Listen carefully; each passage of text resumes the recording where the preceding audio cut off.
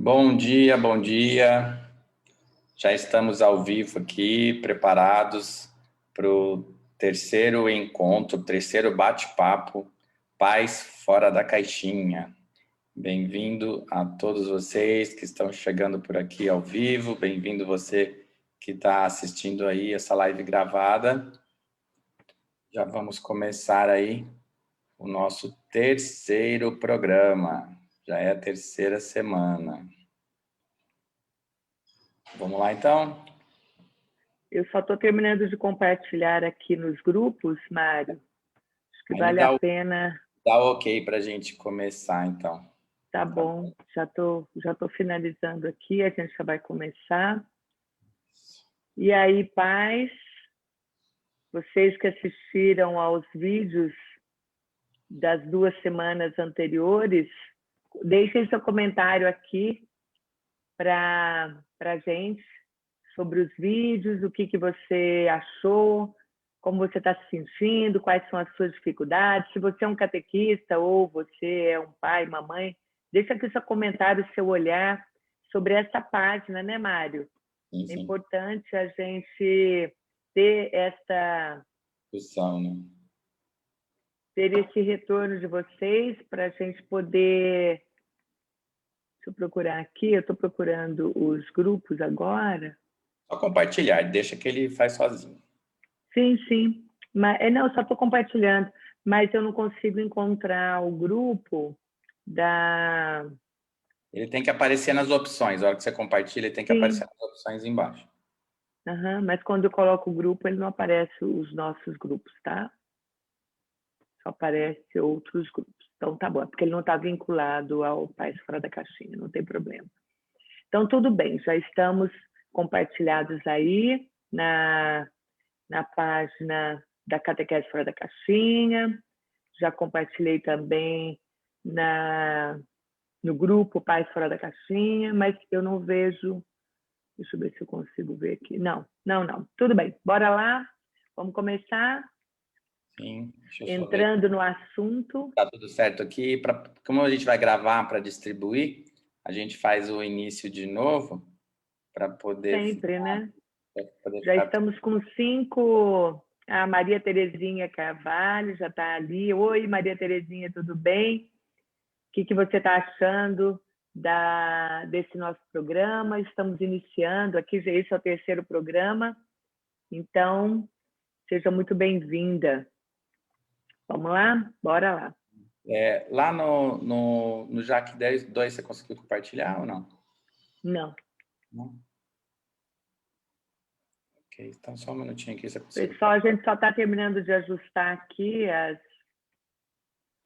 Estamos terminando de ajustar as distribuições desse vídeo para que mais pessoas possam assistir também. Nós temos algumas páginas, todas elas, e grupos também de catequese, são muitos, milhares, né, de seguidores. Então, queremos que todos participem. A página Pais Fora da Caixinha é uma página nova, então a importância de nós divulgarmos também nas outras, para que mais pessoas assistam, compartilhem. Se você está assistindo aqui agora, compartilhe na sua página, para que mais pessoas conheçam esse nosso trabalho. Sim, com certeza. Quanto mais pessoas compartilharem, mais pessoas a gente consegue atingir, né? Com certeza. E aqui a gente quer conversar com os pais, mães, pessoas que têm crianças na idade da catequese ou que querem entender um pouco mais sobre espiritualidade. Então, estamos aqui para isso. Mário, bora lá?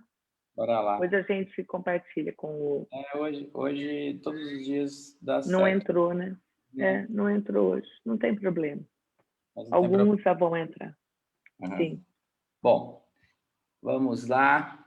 Então, seja muito bem-vindo, seja muito bem-vinda ao programa Pais Fora da Caixinha. A gente discute aqui assuntos relacionados a pais e mães que têm dúvidas sobre a catequese, sobre a religião e sobre a espiritualidade dos seus filhos. Eu sou o Mário Eduardo Paes. E eu sou Raquel Abdala. Isso. E esse é o terceiro programa Pais Fora da Caixinha. Esse programa ele acontece todas as sextas-feiras, às 8 horas da manhã. E o tema será sempre referente à questão por que é importante ter uma religião. E a Raquel traz para a gente aqui, em cada programa, as respostas que farão os pais se questionarem se isso mesmo é para os seus filhos, né? E hoje, a gente tem um tema bem bacana hoje. Hoje eu inicio fazendo uma pergunta para a Raquel, sobre como a religião ajuda na educação e na formação moral dos nossos filhos, ajudando a afastá-los dos vícios. Então, eu queria que a Raquel falasse um pouco para a gente sobre qual é o papel, então, na religião, na educação, aí, na formação moral dos nossos filhos. Vamos lá, Raquel. Sim, sim. Bom dia a todos, sejam bem-vindos. É uma alegria muito grande estar aqui de novo, Mário. Esse programa é muito rico, é muito importante conversar com os pais, com as mães, com os catequistas, ajudá-los nessa formação e nessa compreensão do que é, da importância da religião na vida. Por que é importante a religião? Então, a cada semana a gente vai falar sobre um tema onde envolve a religião e a importância que isso traz se nós termos uma espiritualidade, termos uma religiosidade e passar isso para os nossos filhos, porque traz um retorno sempre, sempre somente positivo na vida das pessoas. Tem gente que fala assim, eu não vou dar religião para o meu filho agora não vou escolher a religião dele, ele que vai escolher quando crescer. Você está perdendo a oportunidade de encaminhar o seu filho para o amor, para o bem, para as virtudes, e hoje a gente vai falar sobre isso, a gente vai falar sobre virtudes, que é o oposto de vício, porque nenhum pai, nenhuma mãe quer um filho que tenha algum tipo de vício, algum vício na vida dele, porque o vício não é algo bom. No primeiro programa, nós falamos sobre o desejo dos pais que tenham filhos para serem pessoas de bem. Então, os pais falam, eu quero que meu filho seja uma pessoa de bem. No segundo programa, nós abordamos sobre o sentimento do amor que está envolvido na relação de pai e filho e o quanto nós queremos que o nosso filho conheça o amor e viva esse amor nas relações dele. Hoje nós vamos trazer a compreensão de que os pais não querem que seus filhos tenham vícios. Vício é o oposto da virtude, são comportamentos que prejudicam a vida. Ninguém quer que o filho tenha vício. Vou trazer duas informações para vocês. Segundo a Organização Mundial de Saúde, o vício é considerado como uma doença física e psicoemocional. Isso é vício, segundo a Organização Mundial de Saúde, a OMS. Segundo o dicionário Hawaii, o vício é um defeito ou uma imperfeição grave de uma pessoa, uma disposição natural para praticar o mal, praticar alguma coisa que seja ruim. Porque tudo aquilo que a pessoa vive no vício não é bom, não é saudável. Nenhum tipo de vício é saudável. A gente vê muitas pessoas falarem que estão viciadas em trabalho. Eu sou uma pessoa que sou viciada em trabalho, amo trabalhar. Mas a gente tem que ter um equilíbrio. Então, você gosta muito de uma coisa, você gosta de trabalhar porque é uma coisa boa, que é salutar, falar, não, o trabalho é bom, que bom que você gosta de trabalhar. Mas ele em excesso, ele não é bom. Porque você deixa de olhar para si mesmo, você deixa de olhar para o outro, para a sua família, porque você só quer ficar focado no trabalho. Entende? Que até o que é bom na vida pode se tornar um vício que aí não é saudável, tá certo? Então, nesse caso, é importante que a gente esteja atento àquilo que nossos filhos gostam, o tanto que eles gostam e o quanto é equilibrado isso. Nós não queremos isso para a vida dos nossos filhos. Mário, você tem preocupação com os seus filhos? Você tem 2 filhos, o Vitor e a Letícia. Qual é a preocupação que você tem com os seus filhos com relação aos vícios? E quais são esses vícios que preocupam você para que eles não tenham? Como que é isso aí na tua vida? Acho que todos os pais, o vício que mais nos aflige é o das drogas, né? Das drogas lícitas, né? Como o álcool e o cigarro, mas também das drogas ilícitas, né? As drogas maconha, cocaína e outras coisas mais. Êxtase, né? Hoje tem uma infinidade de opções para eles. E esse acho que é o vício que mais me aflige. Mas não é só esse, não. Acho que o uso, o excesso do computador, da internet, o material que eles assistem hoje no YouTube, né? Esses vídeos que eles assistem Então, isso me preocupa bastante. Eu tenho um filho adolescente de 14 anos e eu estou sempre antenado no que ele está vendo, no que ele está assistindo, porque é muito importante a gente dar um direcionamento para os nossos filhos. Como a Raquel falou, muitos pais eles abrem mão disso, né? Porque muitos falam que muitos pais têm uma tendência muito liberalista, e eu não estou julgando esses pais, de dizerem: o mundo mudou, as coisas mudaram, e o meu filho que vai tomar o caminho dele, ele que vai decidir os amigos, ele que vai decidir a religião, ele que vai decidir a opção sexual. E, né, eu não estou julgando, mas é importante que a gente acompanhe e direcione, porque se a gente não o fizer, outras pessoas o farão. E quem são essas pessoas que vão moldar o caráter do teu filho, que vão moldar, que vão contribuir com os valores que eles têm?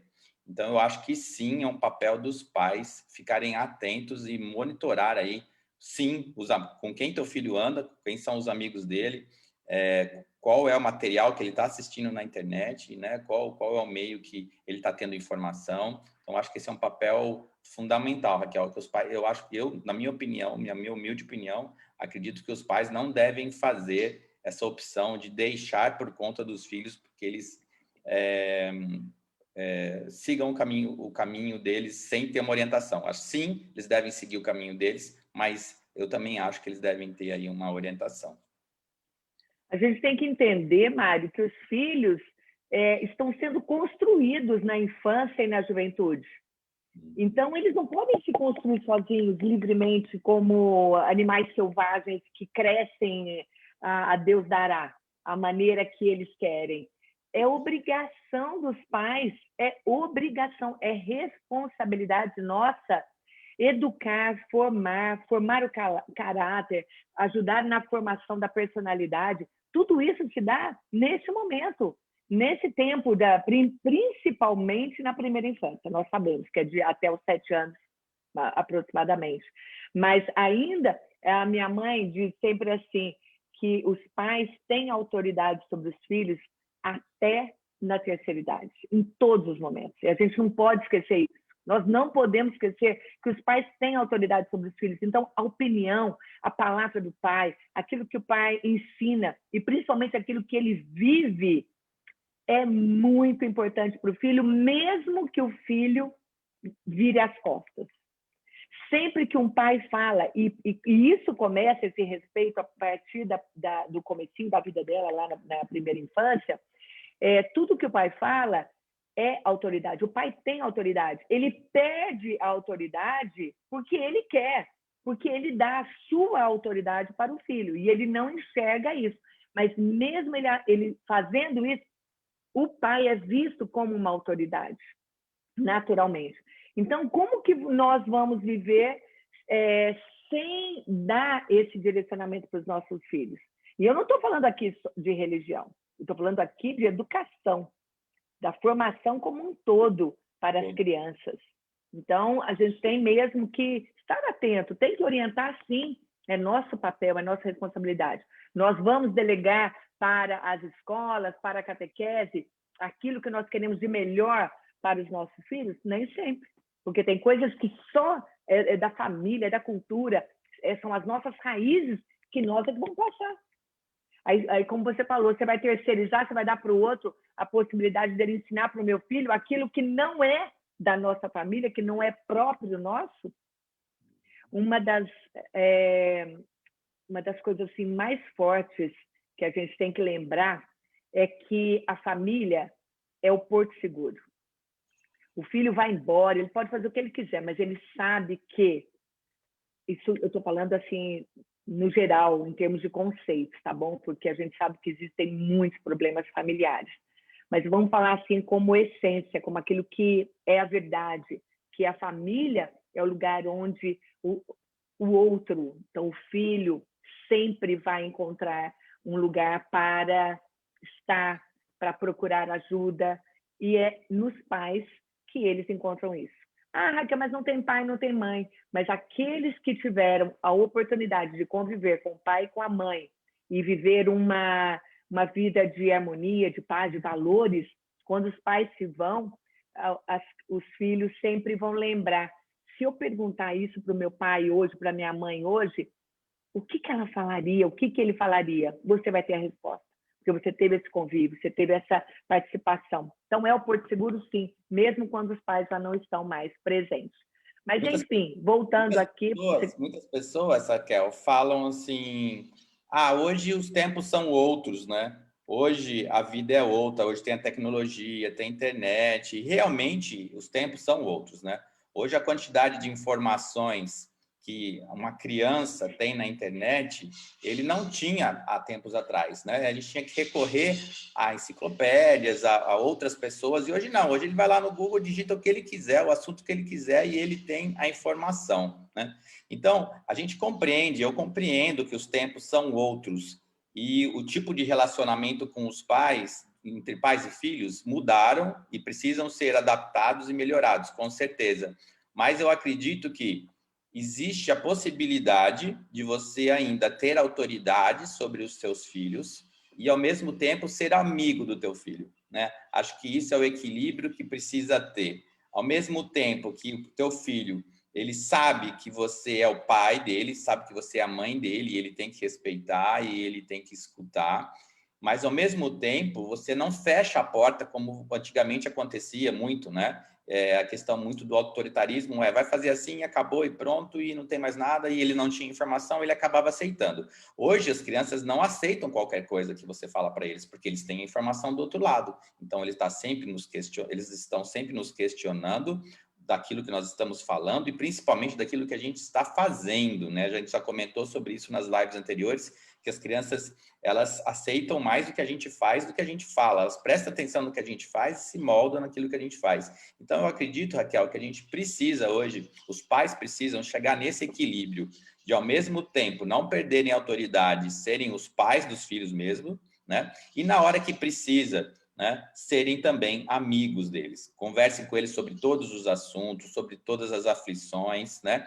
Eu falo que os pais, eles não precisam contar só as alegrias e só os sucessos para os filhos, né? Eles devem também contar suas derrotas, contar também que eles também sofrem, que eles também sofreram, que eles também passam momentos difíceis, porque às vezes os pais, eles têm a mania de contar só o que é bom, de positivo, o sucesso, e as crianças ficam um pouco, poxa, meu pai é o bambambam, minha mãe é bambambam, e eu não posso decepcioná-los, eu não posso errar porque eles não erram. Então, é bom também a gente também contar aí todos os nossos pontos fracos, para que eles saibam, né, que isso é uma coisa normal, faz parte da nossa humanidade. Então, eu queria trazer esse ponto aí que eu acho que é bastante importante. Com certeza, e foi muito legal você ter falado desse assunto, Mário, porque o filho, se ele acha que o pai dele, meu pai é um herói, sempre vai ser, sempre, isso é maravilhoso, isso é muito lindo. Que herói é esse? E lembrando que todo herói, ele tem um ponto fraco, né, Mário? Todo Sim. herói tem um ponto fraco. Então, os nossos filhos precisam saber que nós também temos pontos fracos. Nós não somos perfeitos. Ninguém é perfeito. Então, quando a gente mostra essa nossa humanidade, e não apenas um super-herói, algo que tem superpoder e que está acima de qualquer coisa, nós mostramos a nossa humanidade, o nosso filho ainda se assemelha mais a nós. Ele não tem medo de errar, ele não tem medo de falhar. Nossa, mas meu pai é tão perfeito, se eu falhar, eu vou decepcioná-lo, como você falou. E não é assim. Às vezes, até eles vão buscar os vícios para superar essa questão do medo de não ser perfeito para o pai. As drogas, vão buscar na droga alguma coisa, porque eles querem sair desse mundo, dessa cobrança que às vezes fica em cima deles. Olha a responsabilidade, a preocupação dos pais que devem ter com relação a isso. Mostrar, sim, as dificuldades. A vida é assim, porque se você não ensina, a vida vai ensinar. E o outro vai ensinar, e vai ensinar de que forma? Aí você falou da autoridade dos pais e da amizade. Dentro do compromisso e da responsabilidade dos pais, existem os valores, amizade, respeito, partilha. Então, o ser amigo faz parte, a amizade faz parte do relacionamento, porque não dá para você ser autoritário, porque isso vai se perder. quando o seu filho percebe a sua fragilidade, a sua autoridade cai por terra. O autoritarismo, desculpa, o autoritarismo, não estou falando de autoridade, o autoritarismo, né? O mandar, ele tem que ser assim porque eu quero assim. Não, realmente não existe. Então, o autoritarismo não leva a nada em nenhum tipo de relacionamento. Nem na família, nem no trabalho, nem na vida. Você está achando que você está falando com quem? Aquela coisa, sabe? De que é superior. Não dá mais para ser assim. Então, nós temos que usar a nossa autoridade. Pai e mãe, naturalmente, têm autoridade sobre os filhos e precisa exercê-la. E autoridade é diferente de autoritarismo. Sim. Mas muito bacana essa questão, realmente, de você falar da... Ai, o que você falou agora? Agora perdi, que foi o assunto anterior. Falei sobre os pais, a autoridade dos pais. Inclusive, Raquel, a Elza colocou aqui, concordo que os pais têm autoridade, que a gente tem que ensinar mesmo, e eles nos tornam como exemplo, ele colocou. E colocar aqui também a Cláudia Maria colocou aqui, vejam, sim, muitos pais sem autoridade sobre os filhos. E ela colocou uma coisa aqui, tem o agravante do conselho tutelar, que algumas vezes tira a autoridade dos pais, isso acontece muito por aqui. Eu vou fazer uma parte bem pequenininha, que esse não é o nosso assunto, Cláudia. Não, mas faz, que é importante. Eu já fui conselheiro tutelar, Cláudia, por alguns anos, e eu queria colocar para você, Cláudia, que o papel do conselho tutelar não é tirar a autoridade dos pais. Muito pelo contrário, o papel do conselho tutelar é ele atuar quando os pais não estão atuando. Né? Ele vem a cobrir uma ausência aí do trabalho dos tutores, dos pais, dos filhos, dos avós. Se na tua cidade o conselho tutelar ele tira a autoridade dos pais, com certeza esses conselheiros não estão atuando de forma adequada, porque como todos os profissionais, existem bons profissionais, existem profissionais que não cumprem com o seu papel. Então, pode ser que tenha acontecido uma distorção no papel, mas o papel do conselheiro tutelar, ele não é tirar a autoridade do pai, muito pelo contrário, é ajudar o pai quando ele precisa, reforçar alguma questão. E em muitos pontos ele atua enquanto o poder dos pais não existe, né? E aí é o Estado, através do conselheiro, que venha cobrir esse papel, porque toda criança e adolescente tem direito de ser protegido, né? Protegido dele mesmo, inclusive, no caso dos vícios, né? Então, só queria fazer essa parte aí. E a Elza colocou aqui, alguns pais têm medo de dizer não. O pai e mãe têm que estar em comunhão para educar. Muito legal também, Elza, certíssimo, né? Tem um livro muito bacana, né, Raquel? Acho que a Raquel já leu também, que é o Não Educa, né? Muitos pais, sim, eles agem hoje porque eles acabam, hoje, com essa correria do dia a dia, o pai e a mãe trabalham muitas vezes e eles ficam muito afastados dos filhos. Aí, quando chegam em casa à noite, nos finais de semana, eles querem recompensar a ausência deles e aí acabam recompensando com muitos sims, né, para coisas que ele deveria dizer não. Então, é muito importante, sim, Elza, essa questão que você colocou aqui, Elza Coelho, de os pais entenderem que eles precisam dizer não para os filhos, que é papel deles dizer não para que o não possa educá-los. Porque a vida não vai dizer sim para o teu filho a vida toda, né? Ele vai receber muitos nãos da vida e ele tem que aprender a lidar com os nãos. E ele vai aprender a lidar com os nãos a partir dos seus nãos. Então, acho que isso é bem legal. Então, hoje está muito legal aqui o chat, o pessoal comentando bastante. É isso aí, pessoal, é isso que a gente quer, que vocês participem bastante para que a gente possa discutir todos esses assuntos. Então, continuem comentando aqui sobre nosso tema de hoje, que é o papel da religião na educação do filho, na educação moral do filho. Isso, Raquel? Sim, lógico. Só para complementar o que a Elza Coelho falou, a questão de dizer não para o filho, uma outra questão que eu acho que ela colocou aí, eu vou agora fazer o comentário, é que o pai e a mãe precisam estar alinhados na educação. Perfeito. Não, a mãe diz sim, o pai diz não, ou vice-versa. Isso daí deixa a criança completamente perdida, gente. Ela não sabe o que fazer. Um tira a autoridade do outro, né, Raquel? Um tira a autoridade do outro e a criança, ao invés de ela ter o porto seguro, ou seja, aqui é não e eu sei que é não, e o meu pai e minha mãe estão dizendo isso, eles estão alinhados, eu sinto segurança com o não deles. Olha que lindo isso, eu sinto segurança com o não deles. Eu sei até onde eu posso ir. Eu sei que tem uma plataforma e que eu não vou pular dessa plataforma, porque eu não sei onde eu vou cair, porque tem um limite aqui. Tem um limite. E esse limite, o meu pai e minha mãe me dão esse limite. Então, a importância de estar alinhados, o pai e a mãe estarem alinhados com a educação do filho, o sim e o não. E porque quando a criança não tem o limite, você só dá sim para ela, e isso é uma coisa, Mário, que eu faço questão de falar, porque isso é seríssimo, gente. Os jovens hoje, o número de suicídios de jovens hoje é gigante, está aumentando. O mundo está aumentando o número de suicídios de jovens. E por quê? Por causa da falta, e eu digo isso, a falta de limites, a insatisfação. A pessoa que não tem limite, ela é infeliz, porque por mais que ela caminhe, não tem fim. Então, ela nunca vai chegar a algum lugar que ela quer e que ela sabe que ali, naquele momento, ela vai ter um pico de felicidade, uma alegria, ela vai alcançar algo.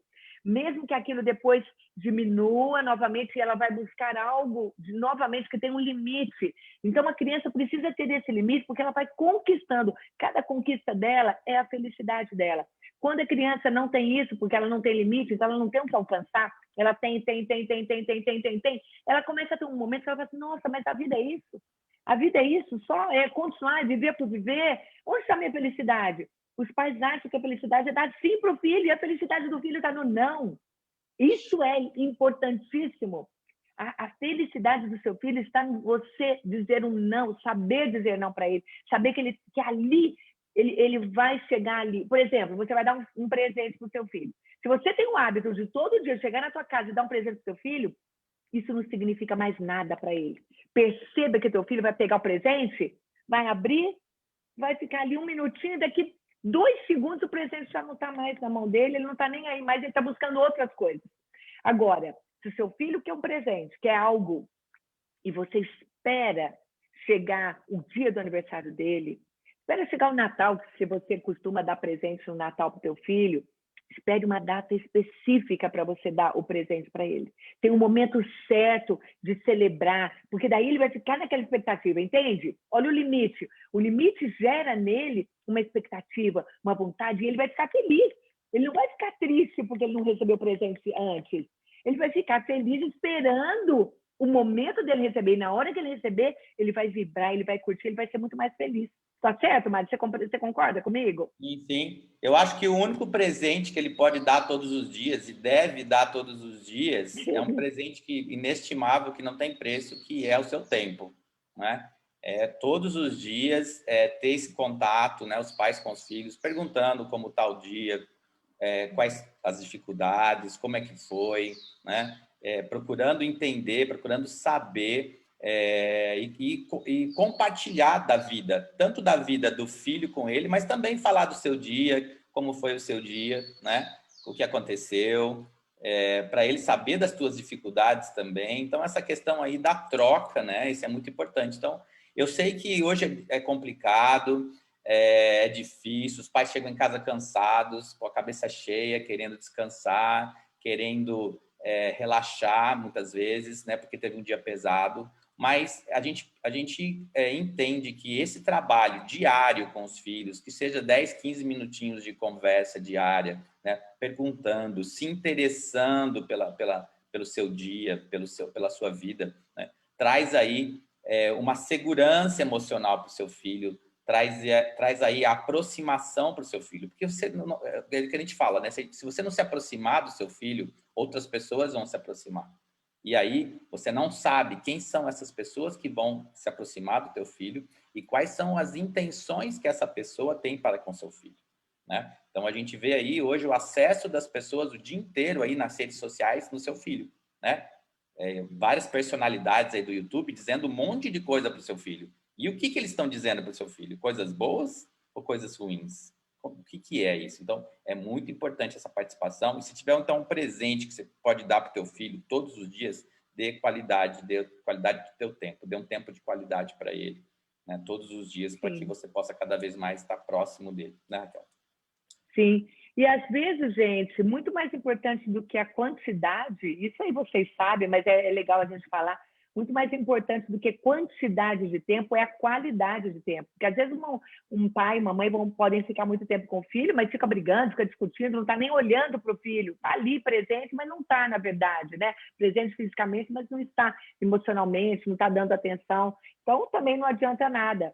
Então, se você tem pouco tempo, mas aproveite esse tempo para perguntar. Existe uma dinâmica, que é a dinâmica dos 5 minutos, que na verdade pode ser 1 minuto, pode ser 2 minutos, é onde você pergunta, é o que você falou. E, gente, o melhor horário para fazer isso é nas refeições.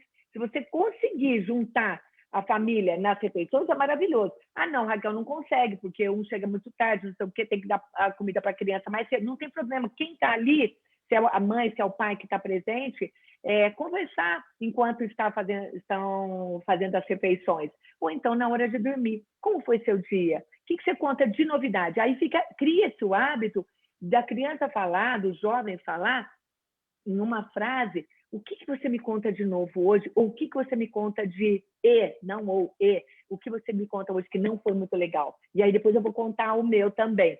E aí, em uma frase, eles falam, você já vai sabendo, aquilo ali pode gerar uma conversa um pouquinho maior ou não necessariamente, mas criar, buscar, ter esse interesse. Tudo isso, gente, vai trazendo essa aproximação do filho com o pai, vai afastando o seu filho das necessidades, dos vícios, de ele procurar outras coisas, porque ele tem o apoio da família. Eu não vou dizer que a gente afasta os filhos por falta de amor, por falta de carinho, e os filhos vão procurar a droga por causa disso, não. Isso daí ninguém pode falar, porque o vício, a droga, chega quando a gente menos espera. Às vezes, em famílias muito estruturadas, acontece também. Então, a gente não está aqui para dizer que nós temos a bola de cristal e que a religião vai afastar, mas é uma grande possibilidade disso acontecer. E o contrário, voltando aqui ao nosso assunto, Mário, o contrário, que nós estamos falando dos vícios, o contrário dos vícios são as virtudes. E a gente encontra as virtudes na filosofia, na psicologia. Essa era a minha pergunta agora para você, né? Qual o tá. papel, então, da religião, né? No caso dos vícios, né? A religião ajuda, né? A religião ajuda no caso de evitar da gente conseguir proteger os nossos filhos dos vícios, né? Qual o papel da religião no vício e como que a gente pode ajudar? Como é que ela pode ajudar ou não? Se ajuda ou não isso na vida dos nossos filhos? Como que você vê essa questão da religião na vida dos nossos filhos?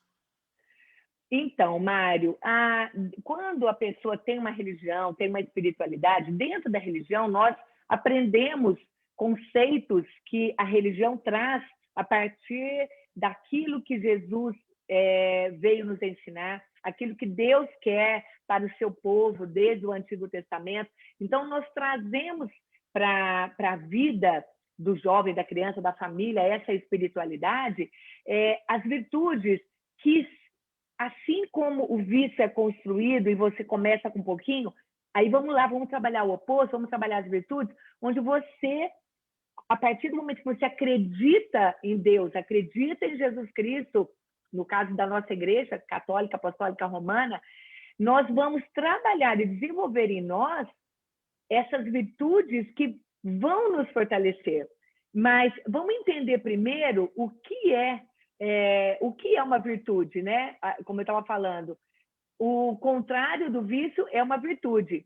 Existe assim, dentro da filosofia, Aristóteles, que é aluno de Platão, ele definiu uma lista de virtudes, e aí vocês vão entender um pouquinho isso, 2 tipos de virtudes, virtudes morais, virtudes intelectuais. Então, a gente pode ouvir vários tipos de virtudes. Virtude moral, por exemplo, a honestidade, lealdade, respeito, justiça, prática do bem. Isso tem a ver com a religião? Também tem. Respeito, justiça, prática do bem, honestidade, lealdade. Então, nós vamos entender que as virtudes, sejam elas na filosofia, na psicologia, seja onde ela estiver, ela também está dentro da religião. E por que a religião é importante nós trabalharmos as virtudes? Porque ela nos molda, nos leva para o bem. Como a gente já vem trabalhando a questão da religiosidade, dos exemplos que Jesus traz para nós, vamos trabalhar as virtudes também. Uma pessoa que tem virtudes é alguém que pratica o bem e a coloca em comunhão com o amor de Deus. Então, dentro da religião, nós temos o amor, porque é o amor que nos faz fazer o bem, é o amor que nos conecta com o outro. Porque Jesus disse amar a Deus e amar ao próximo. Então, isso é uma virtude, de amar o próximo. Então, eu entendo assim, as virtudes cristãs, ela nos orienta, ela nos ajuda a desenvolver algo que nós queremos para os nossos filhos. Dentro da religião, nós temos 7 virtudes, e elas abraçam todas as outras. Por exemplo, a prudência, ser uma pessoa prudente. Jesus era prudente, porque quando ele estava no meio dos fariseus, dos doutores da lei que queriam matá-lo, era perseguido, ele era prudente, porque ele entrava por um caminho que eles não estavam, ele saía por um caminho onde outras pessoas também não estavam, que estavam perseguindo ele. Então, você tem que ter prudência na sua vida. Os nossos filhos, muitas vezes, se nós não trabalharmos, nos desenvolvermos com eles a prudência, eles vão ser ousados demais. A juventude e a criança que não tem ainda a experiência da vida, ela não tem medo de nada. O jovem, naturalmente, ele é aventureiro, ele é ousado. A prudência, a gente vai desenvolvendo com eles para ajudá-los a não caminhar por caminhos que não são do bem, que não são bons, e que não incorram em encontrar pessoas, ou então que ajude eles a saber definir o que é o bem e o que é o mal. Então, nos ajuda a diferenciar. A prudência nos ajuda a ter esse olhar do bem e do mal. E essa é uma virtude dentro da igreja. São Tomás de Aquino define a prudência como a regra certa de tomar uma ação. Como é? Qual é a regra? É a prudência de você tomar uma ação. É você saber discernir entre o bem e o mal, é você ter a coerência, um equilíbrio de saber que aqui eu não posso ir, aqui eu posso ir. Isso não é legal? Você pensar no teu filho, que o teu filho vai saber aonde ele pode e aonde ele não pode ir? Isso é prudência. Prudência é uma virtude. Então, a gente vai trabalhando com eles essas virtudes para que eles tenham uma vida mais segura. Porque quando ele sabe escolher entre o bem e o mal, se é o caso da droga, por exemplo, Mário, ou se é, por exemplo, a pornografia no computador, ou tantas outros vícios que nós temos aqui, jogos de azar, reclamação, ficar reclamando muito, colocar a culpa no outro, ter preguiça, tudo isso é vício.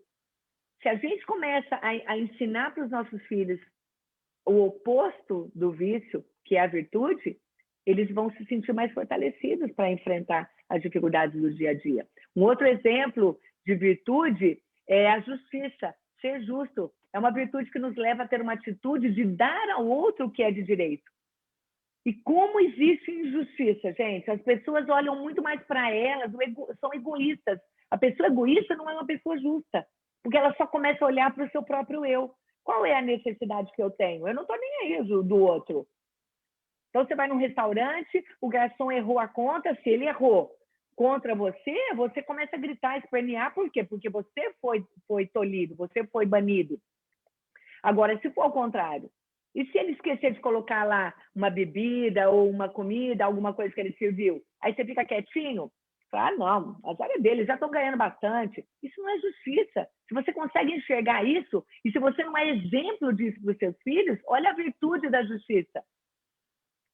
Isso não existe, Mário? Essa questão da injustiça? E aí, isso entra também na escola, nos relacionamentos, a questão do ser justo. É questão de centavos, não é só o dinheiro da justiça, não. É a justiça do direito do outro. Eu não posso invadir o direito do outro, eu não posso invadir o espaço do outro. Eu tenho que ter respeito. Aí entra o respeito também como um outro valor importante que entra na questão da justiça. Aí, então, nós temos um terceiro valor. Vamos lá, nós estamos nas virtudes cardeais, que são aquelas virtudes que abrem para outras a trazerem, porque aí onde entra a filosofia, a psicologia, entra tudo nessas principais virtudes. que são as virtudes cardeais. Aí nós temos a fortaleza. Olha, nós temos a prudência, saber se caminha por um lado, pelo bem ou pelo mal, saber diferenciar isso. A justiça, ter uma atitude de dar ao outro o que é de direito do outro. Fortaleza, a virtude que nos sustenta nas nossas dificuldades, nos mantém fortes para enfrentar as dificuldades, para buscar o bem. Porque dificuldades nós temos, todos nós temos. A virtude da fortaleza, ela nos ajuda a resistir às nossas tentações do dia a dia. Quem não é forte cai nas tentações. E aí cai no vício. Se você não tem firme essa virtude na sua vida e você não ensina essa virtude para o seu filho, escuta, não, você está triste agora, você vai correr esse risco aqui, está acontecendo isso na tua vida, eu te ensino, meu filho, vem comigo, a gente vai superar. Nós vamos superar essa dificuldade. Se errou, mas nós vamos vencer. E aí ensinar ele a ser forte. Fortaleza é força. É a virtude da fortaleza que nos torna capazes de vencer o medo, inclusive o medo da morte. Porque tem gente que fala assim, que tem muito medo de morrer. Por que tem medo de morrer? Se você tem fé, se você tem esperança, aí a gente entra nas virtudes teologais, né? Fé, esperança e caridade. Daqui a pouco eu vou falar para vocês um pouco sobre isso. Mas então, assim, a virtude da fortaleza, ela nos deixa mais fortes para vencer o medo, para suportar as provações e as perseguições. Nossos filhos não têm as provações do dia a dia deles? Como é que eles vão enfrentar isso? Ai, mãe, eu quero, e fica lá insistindo com a birra, com o mimimi, ou ele é forte para falar, tudo bem, vamos em frente, eu não consegui agora, eu vou conseguir depois. Se não, passou por uma provação, o filho cai de cama e não levanta nunca mais na vida. Como que a gente vai trabalhar isso com seus filhos? Como é que vocês vão trabalhar isso com seus filhos? Então, quando a gente sabe que a gente tem esses elementos, essas virtudes que podem e devem ser desenvolvidas na família, o pai ensinar para o filho, não é falando. Entenda que isso não é falando. Você não ensina a justiça para o seu filho falando e depois você age com injustiça. De nada vai valer.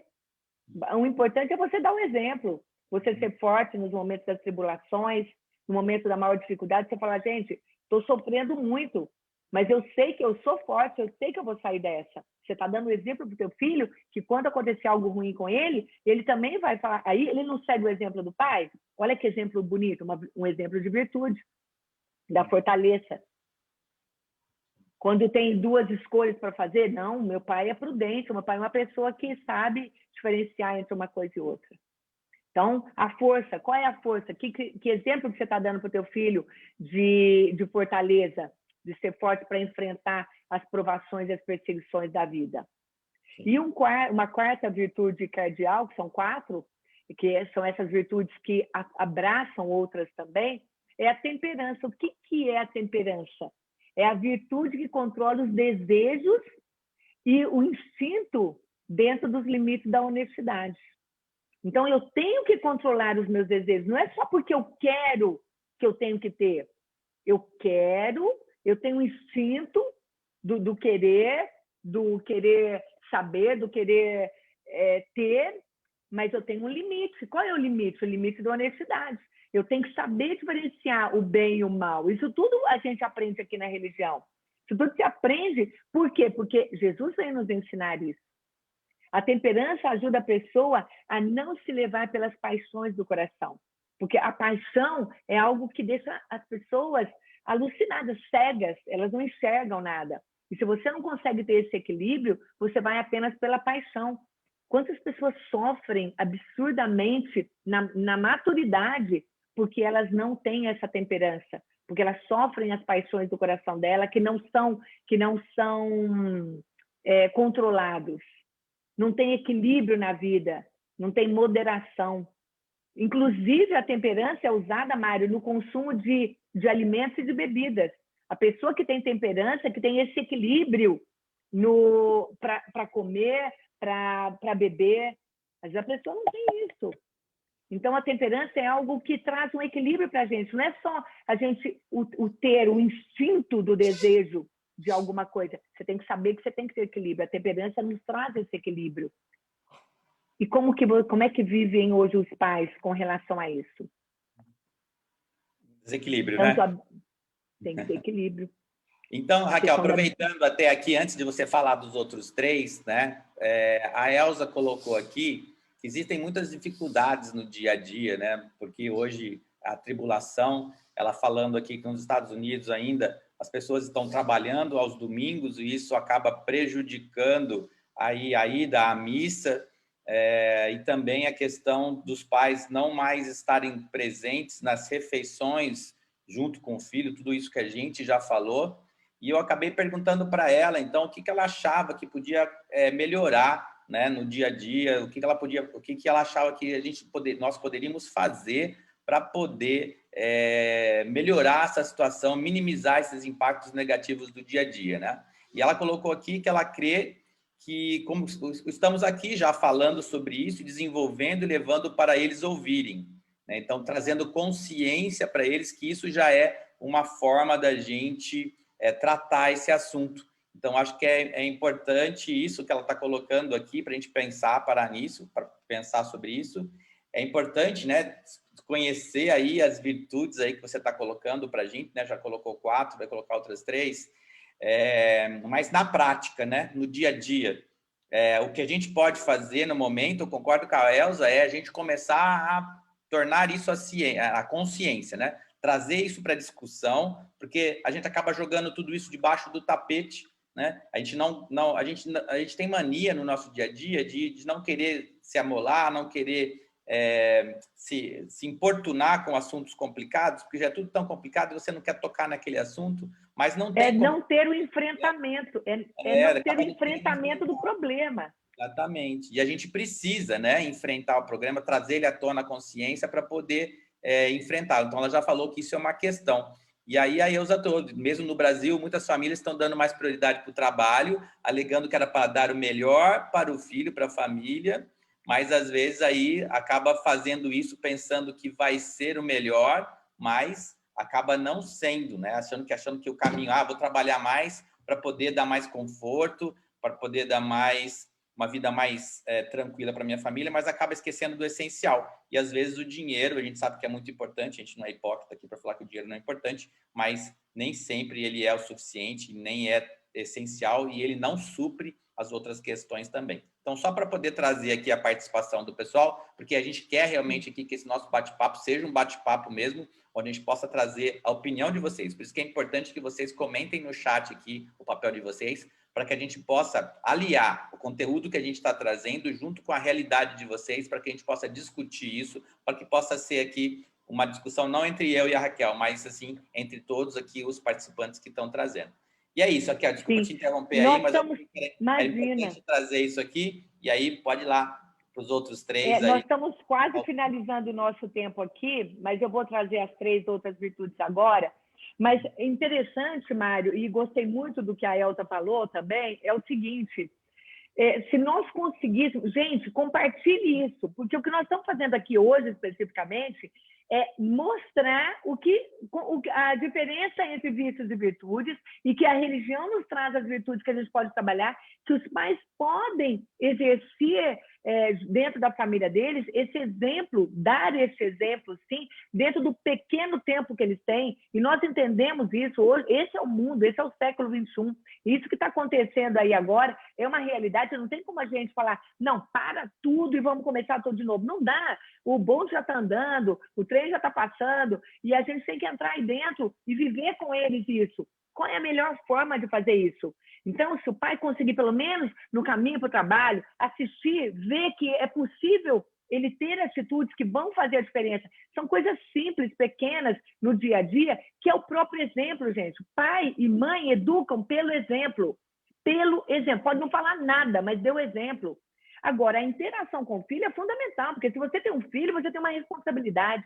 Então, você precisa, sim, estar próximo dele, como nós acabamos de falar, que você tenha um pouco de tempo para dar atenção para ele, para saber como é que está a vida dele.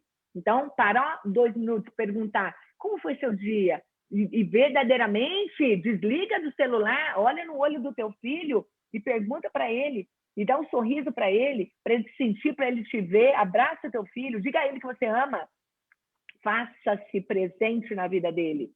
Então, é o exemplo, é o toque, é o estar junto, é o estar próximo. Isso tudo o teu filho vai ver. Então, pai, mãe, entenda que é simples.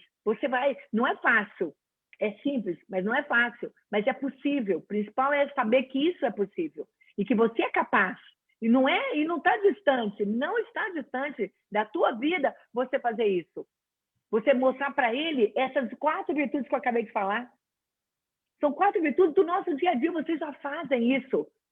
Mas deem isso aos seus filhos, mostrem para eles isso, através dos seus exemplos. E só para a gente terminar, Mário, porque o nosso tempo, infelizmente, está acabando, são as virtudes teologais que nós podemos também colocar na nossa vida e que temos que colocar. Quem tem a espiritualidade, quem tem religião, tem isso. Nós temos que trabalhar isso e desenvolver isso em nós. A virtude, ela é desenvolvida, ela pode crescer, você pode construí-la. Então, quais são as virtudes teologais? Fé, esperança e caridade. Então, são 7 as virtudes: prudência, justiça, fortaleza, temperança, fé, esperança e caridade. Então, a fé é a virtude pela qual nós cremos em Deus e em Jesus Cristo, porque a nossa fé é a nossa fé cristã. Então, nós acreditamos em quem? Em Jesus Cristo. Então, fé é uma virtude, tá bom? É aquela virtude que nos faz crer em Deus e em Jesus Cristo. Posso trabalhar minha fé? Eu posso melhorar e aprofundar minha fé? Sim, lógico. Quanto mais você estuda, se aprofunda no tema da religião, da sua religião, da religiosidade, da espiritualidade, mais você tem fé. Esperança é a virtude que nos faz acreditar que nós temos a vida eterna que Jesus nos prometeu. Isso é esperança. A esperança protege contra o desânimo, nos afasta do egoísmo e nos traz a felicidade. Então, ter a esperança, quando você fala de a pessoa que tem esperança, é uma pessoa que sabe que a vida não acaba aqui. Acabou aqui, pronto, acabou. Senão eu sou um robô, eu não tenho um espírito, eu não tenho minha alma, eu não vou continuar a minha vida pós-morte, que Jesus disse que nós vamos ter uma vida muito melhor. Então, essa é a esperança, é ser uma pessoa que tem esperança. Quem tem esperança é mais feliz, tem mais tranquilidade de viver. Porque senão você acha que qualquer coisa que acontece na tua vida, acabou o mundo. E não é assim, entendeu? Nós podemos trabalhar isso. Não é assim para quem tem essa virtude, entendeu? Quem não tem, saiba que é possível ter. E a caridade, que é a virtude que nos molda para amar a Deus e ao próximo. Tem uma passagem bíblica de São Paulo aos Coríntios, que é a primeira carta de São Paulo aos Coríntios, capítulo 13, de 4 a 7, que diz assim, para a gente finalizar aqui hoje, que é muito bonito. A caridade é paciente, a caridade é prestativa, não é invejosa, não se ostenta, não se incha de orgulho. Nada faz de inconveniente, não procura o seu próprio interesse, não se irrita, não guarda rancor. Não se alegra com a injustiça, mas se alegra com a verdade.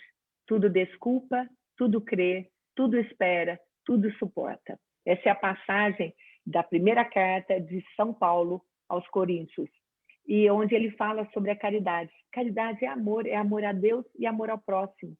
Então, se eu, como mãe, você, Mário, como pai, se nós amamos o próximo, nós estamos ensinando aos nossos filhos a caridade. Caridade é amor. É você olhar para o outro, para a necessidade do outro. Então, é um sentimento, é um desejo de que o outro esteja bem, que o outro seja bom, que você pode colaborar com o outro através do seu amor. E o amor vai levar você a ter gestos e atitudes para o bem comum. Então, Mário, isso é o que eu trago hoje aqui sobre a questão das virtudes que eu quis trazer para esse tema, que eu acho que é bem bacana, a gente saber que são essas virtudes que nós podemos, no nosso dia a dia, apresentar para os nossos filhos com as nossas atitudes, com o nosso viver, com o nosso ser, com a maneira que nós somos mesmo, verdadeiros com eles, mostrando que isso é possível e que a gente pode construir. Se você não tem alguma dessas virtudes, você pode desenvolvê-la. Aí, aproveitando, Raquel, a Cláudia trouxe aqui numa questão que... Então, como trabalhar, né, com essa questão de muitas crianças e adolescentes que nada na igreja os atrai. E aí tem vários comentários aqui, e eu até coloquei para a Cláudia, é exatamente o que a gente está fazendo, né, Raquel? Aquilo que você se propõe. Se o que a gente está fazendo não está dando certo, se aquilo que a gente está fazendo dentro da igreja, né, quadradinho, daquela mesma forma, não está atraindo as crianças e os adolescentes, o que a gente tem que fazer? Fazer diferente. Fazer de uma forma com que nós tornemos essas questões atrativas, para que elas possam vir, né? Então, é fazer diferente, Cláudia. É o que a Raquel propõe através da catequese fora da caixinha. É fazer na linguagem das crianças, na linguagem dos adolescentes, para você conectar. Porque imagina, uma pessoa que fala uma língua, fala francês, e você dentro da igreja fala alemão. Aí como é que vai falar dentro da igreja? Fala alemão e a criança fala francês. Não tem comunicação. Então os dois têm que falar a mesma língua. E o que é falar a mesma língua? É você conseguir, através aí de várias propostas que a Raquel até traz aqui para dentro da catequese fora da caixinha, se aproximar desses jovens, dessas crianças, através de dinâmica, através de propostas mais atuais, né, diferentes do que já existe, né, que se faz protocolarmente. Isso muitas pessoas já estão fazendo, a Eusa até colocou aqui, né, já estamos fazendo encontros que despertam essas crianças e adolescentes, já estão fazendo, tem vários catequistas que já estão fazendo isso de forma diferente e está tendo muito bons resultados aí dentro da catequese. Então, acho que esse é o caminho. A gente quer ter o resultado não está dando certo, não está ficando muito bom, não está dando certo, então vamos fazer diferente para que a gente consiga chegar naquilo que a gente quer. E a proposta da catequese fora da caixinha, e agora dentro aqui do nosso Pais Fora da Caixinha, a proposta é isso também, passar para que os pais tenham essa responsabilidade, dizer para eles e que eles tenham a consciência de que essa responsabilidade é deles, de direcionarem os seus filhos, que eles são exemplo. Então, o filho não vai à igreja porque ele não vai, então ele precisa começar a ir. Ele não assiste a missa, por isso que o filho não assiste, então ele tem que começar a assistir a missa.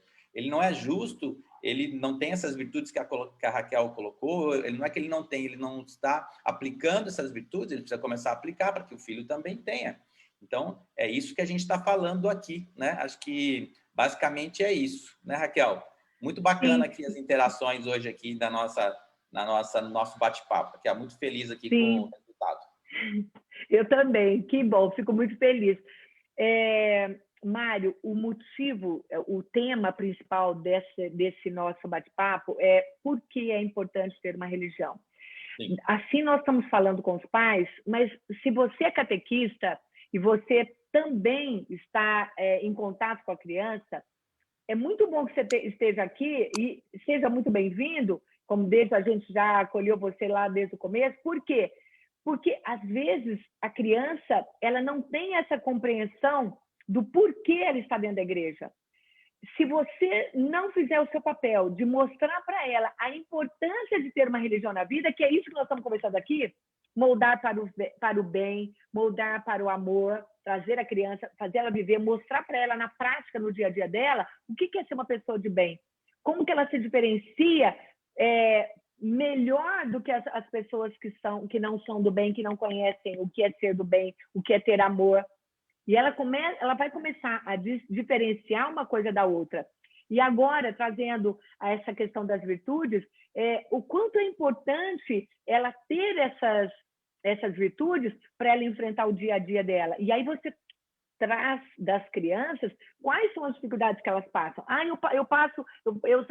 Eu sofro bullying na minha escola. Como você vai trabalhar esse bullying? Com qual virtude que você vai conseguir enfrentar essa dificuldade que você está passando, essa perseguição que você está passando? E aí você consegue mostrar para ela, porque isso ela encontra na religião. Porque nós estamos aqui tendo uma religião, porque nós acreditamos num Jesus que veio ao mundo e que veio ensinar para a gente como viver de um modo mais feliz, de um modo mais pleno, cheio de amor e de paz. Então, o catequista também tem que entender por que é importante ter uma religião, porque senão ele vive por viver. E aí você pergunta para muitos catequistas, por que é importante uma religião? Porque para mim eu não vivo sem isso. Mas se não colocou ali, por que é importante? Entendeu? E aí, porque não consegue enxergar. Então, nós estamos aqui trazendo para vocês enxergarem por que é importante ter uma religião. Então, sejam todos muito bem-vindos.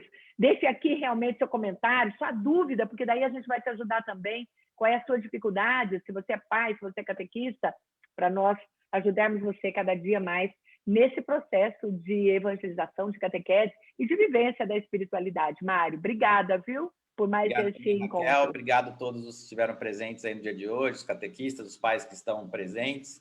E peço para vocês, mais uma vez, para compartilhar esse conteúdo com outras pessoas, com outros pais, com outros catequistas, para que a gente possa cada vez mais dialogar, discutir sobre esses importantes assuntos, para que a gente possa achar um caminho juntos, para que a gente possa, cada dia, ter aí filhos melhores para um mundo melhor, né? É isso. Bom dia para todo mundo. Bom dia para vocês. Um beijo, gente. Obrigada. Até, Mário. Até mais.